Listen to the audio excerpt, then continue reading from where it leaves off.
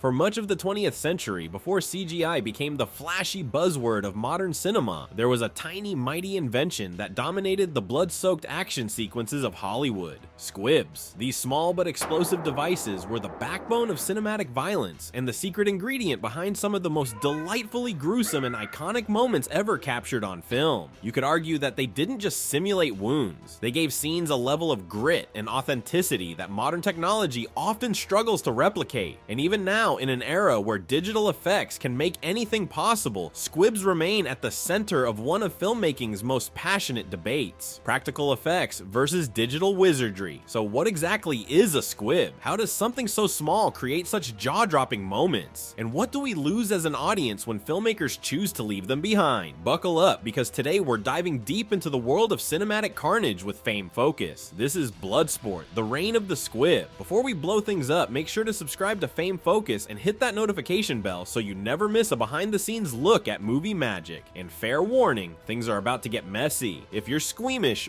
brace yourself, because we're talking about blood, guts, and a whole lot of cinematic mayhem. Also, spoilers ahead for some classic films.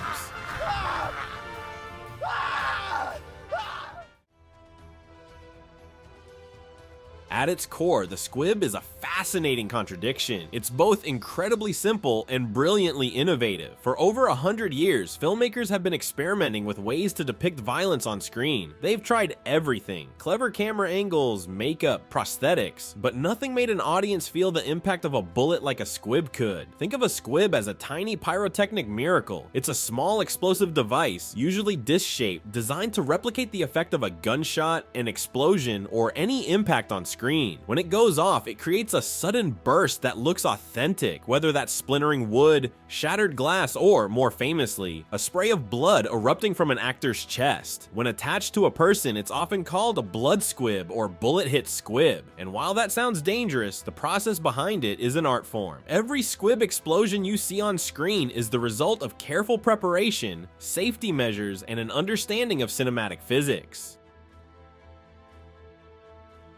The genius of the squib lies in its design. There are typically three main components that make up a blood squib: the explosive charge, the squib itself, a small disc or capsule containing the controlled pyrotechnic material. Its power varies depending on the scene. A shoulder hit might need something subtle, while a chest explosion might require something more dramatic. The gore element, usually a packet filled with fake blood, but sometimes mixed with other materials like fabric or even food to create texture. Yes, spaghetti squash and stage blood have been part of many famous scenes. The protective layer safety comes first. The actor is shielded by padding or a protective vest to reduce the risk of burns or injury. Once assembled, the squib is taped to the actor's body under their costume, with the blood packet facing outward. Costume designers often create multiple identical outfits because once that squib goes off, the shirt or jacket is destroyed. Sometimes the fabric is even pre-cut or scored to ensure the blast rips through cleanly. The activation is typically a two-step process. There's usually someone on set responsible for triggering the detonation, and often the actor has a secondary control or safety measure to ensure timing is precise. It's all about coordination. The squib has to fire at the exact right moment to sell the illusion. And while it might look chaotic on screen, behind the scenes it's a carefully choreographed ballet between pyrotechnicians, directors, camera operators, and actors. For inanimate objects, walls, vehicles, set pieces, the setup is similar but with less emphasis on protection.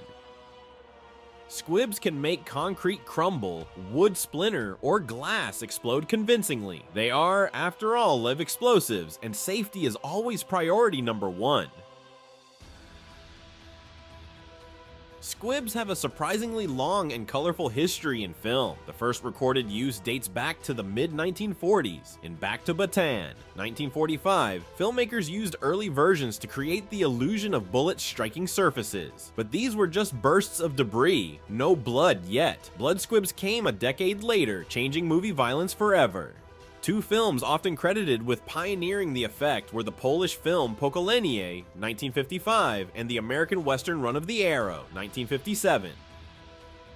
These early attempts were crude but effective, showing filmmakers that they could simulate wounds without harming the actor.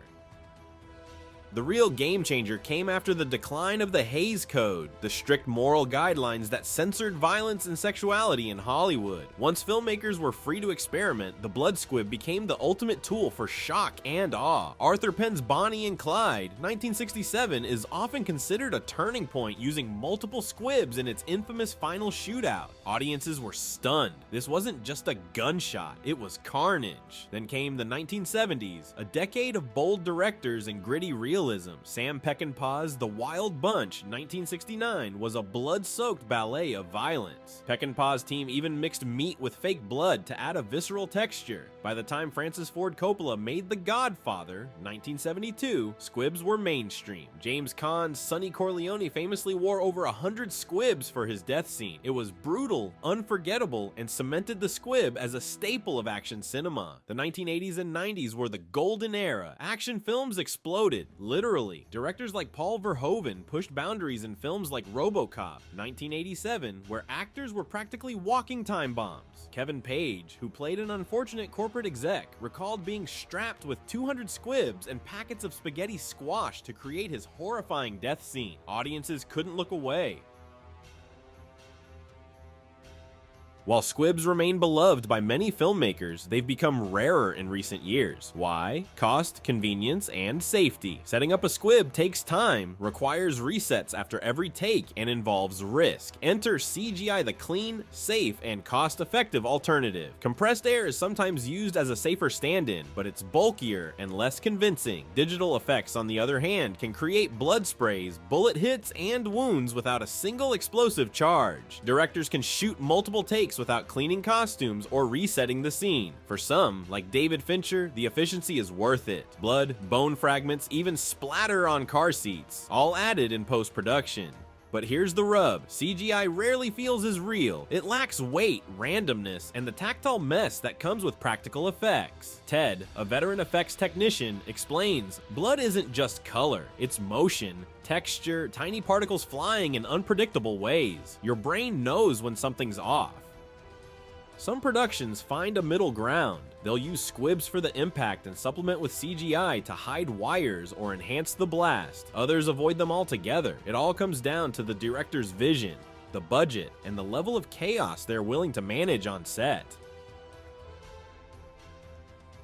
In an age where computers can do almost anything, why bother with a tiny explosive? Because sometimes nothing beats reality. Squibs give actors something to react to. They create surprise, tension, and genuine shock. They make a scene feel dangerous, raw, and unpredictable. For filmmakers and fans alike, there's also a nostalgic charm. Squibs are part of cinema's DNA. They remind us of a time when directors and crews risked a little more to make magic happen, when blood packs and wires created moments that still make audiences wince or cheer. And that's why Fame Focus celebrates them. Whether you're watching Sonny Corleone's bullet-riddled demise or the slow-motion carnage of The Wild Bunch, remember, somewhere, a team of artists spent hours prepping a shirt, taping wires, and filling bags with fake blood so you could feel every impact. Squibs may not dominate sets the way they once did, but they're far from gone. They remain a favorite among directors who value the craft of practical effects. The decision to squib or not to squib is never simple. It's a balance of time, money, safety, and vision. But when done right, the result is unforgettable. As countless memorable gunfights have proven, a squib is more than an effect. It's a tiny explosion of storytelling. It's visceral, messy, and beautiful in its own chaotic way. So next time you watch a bullet hit bloom into a red spray, know that it's more than fake blood. It's decades of innovation, artistry, and love for the craft. If you enjoyed this deep dive, make sure to subscribe to Fame Focus for more filmmaking secrets. And remember, in the world of movie magic, sometimes the smallest bang leaves the biggest impression.